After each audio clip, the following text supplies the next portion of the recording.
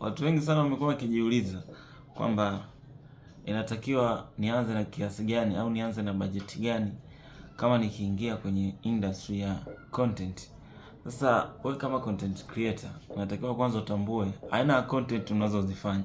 Kwa mfano, mimi mara nyingi nafanya content za tech na digital. Sasa niliamua nitafute sehemu, nitafute chumba, ninunue vifaa ambavyo nitakuwa nafanyia vitu vyangu. Sasa wewe kama content creator, hii video inakufaa sana. Naitwa Bando TZA. Kitu cha kwanza kabisa unachotakiwa ukizingatie unapokuwa unafanya content, kwanza uangalie unafanya content za aina gani. Tunaelewana? Alafu ukishajua kwamba hizo content zinahusisha jambo fulani au shabiki zako wanapenda kitu fulani, basi dili na hicho kitu, lakini ufanye kitu ambacho unakipenda. Unaelewana? Sasa kwa mfano kama mimi, kuna vifaa ambavyo mimi wanavitumia kwenye mfano kwenye podcast yangu ya tech na digital. Kuna